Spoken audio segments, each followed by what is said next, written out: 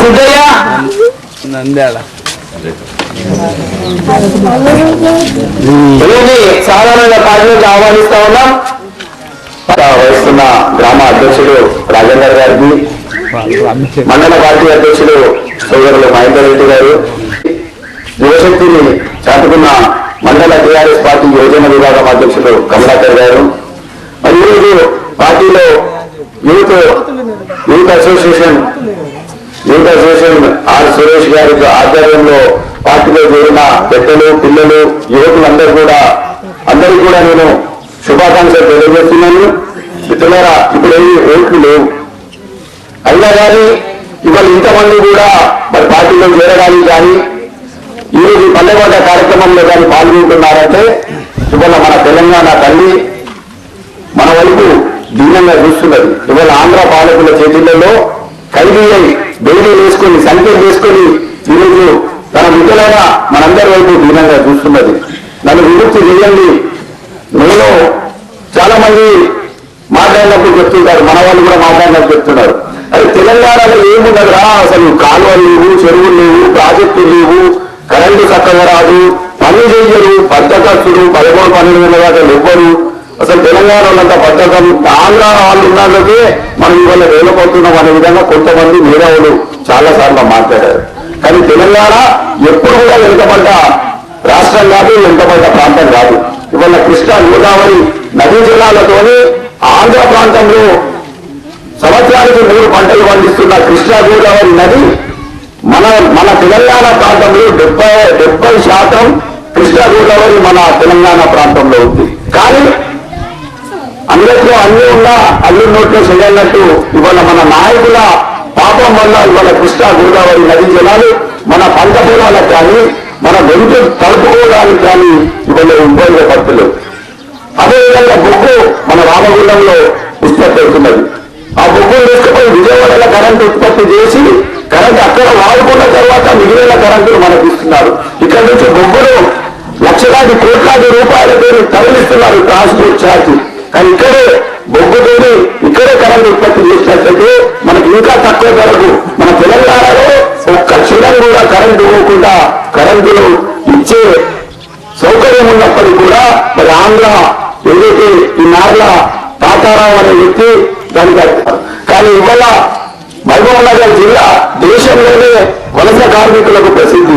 మహబూబ్నగర్ ఎక్కడ పనిచేసినా కానీ కష్టపడి పనిచేస్తారని మన తెలంగాణ వాళ్ళు ఇవాళ గల్ఫ్ ప్రాంతానికి వెళ్ళిన తెలంగాణ వాళ్ళు కూడా అక్కడి రాజులు మరి తెలంగాణ వాళ్ళు అంటే ఆంధ్రప్రదేశ్ తెలుగు మాట్లాడే వాళ్ళు వాళ్ళకి ఆంధ్ర వాళ్ళు ఎవరు ఊరు మన తెలంగాణ నుంచి అక్కడికి పోయిన వాళ్ళు కష్టపడి పనిచేస్తారు, బాగా పనిచేస్తారు అనే విధంగా అక్కడ వేడొచ్చింది.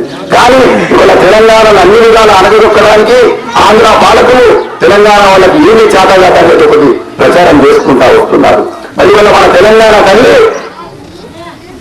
డిసెంబర్ 9 గత సంవత్సరం డిసెంబర్ 9న మన రాష్ట్రాన్ని మనం సాధించుకున్నాం. దాన్ని సాధించుకోవడానికి కేసీఆర్ గారి ఆధ్వర్యంలో 10 సంవత్సరాలుగా చేసిన కార్యక్రమాలు వాళ్ళ కష్టము ఎక్కడి గడపలేదు, మొక్కని కాళ్ళు అనే విధంగా తెలంగాణని స్థాయికి తీసుకొచ్చి చివరికి తన ప్రాణాలను పణంగా పెట్టి అమరణ నిరాహార దీక్ష చేపట్టినప్పుడు మరి ఆ రోజు 2 రోజుల ముందు డిసెంబర్ 7న అసెంబ్లీలో అఖిలపక్ష సమావేశాలు ఏర్పాటు చేసి Chandrababu Naidu, Chiranjeevi, Congress party D Srinivas, communist party Narayana, CPM అందరూ కూడా రాజులు అందరూ కూడా ఒకటి మాట చెప్పారు, కేంద్రం తెలంగాణ ఇస్తే మేమందరం కూడా అభ్యంతరం చెప్పాం, దానికి మద్దతు ఇస్తాం.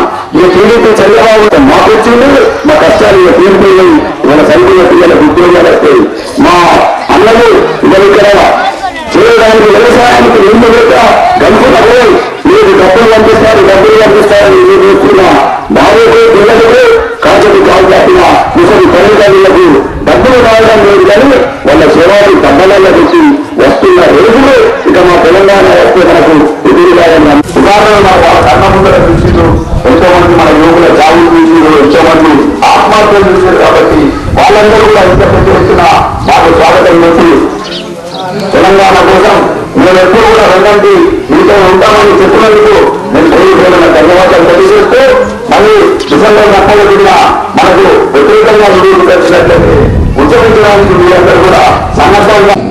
మిత్రులారా, నేను ఎక్కువగా వివరంగా వెళ్ళదలుచుకోలేదు, ఎందుకంటే పెద్దలు రవీందర్ రెడ్డి గారు, మల్లన్న గారు చెప్పారు, ఇంకా మీ విద్యార్థి నాయకులు కూడా మాట్లాడేది కాబట్టి నేను ఒక 2-3 విషయాలు చెప్పి ముగిస్తాను. ఈరోజు కేసీఆర్ గారు అమరణ నిరాహార దీక్ష చేసిన, మేమందరం కూడా పల్లెపాట కార్యక్రమం చేసిన, అన్నీ కూడా కేవలం మీ భవిష్యత్తు కోసమే.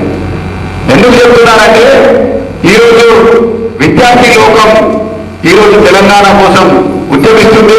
ఇవాళ ఉస్మానియా యూనివర్సిటీ తెలంగాణ ఉద్యమ కేంద్రంగా మారింది అంటే ఇవాళ వాళ్ళ భవిష్యత్తు కోసమే. ఈరోజు కేసీఆర్ కానీ టీఆర్ఎస్ పార్టీ కానీ ఇవాళ అన్ని రాజకీయ పార్టీలు జై తెలంగాణ అంటున్నాయంటే యువకుల భవిష్యత్తు కోసమే.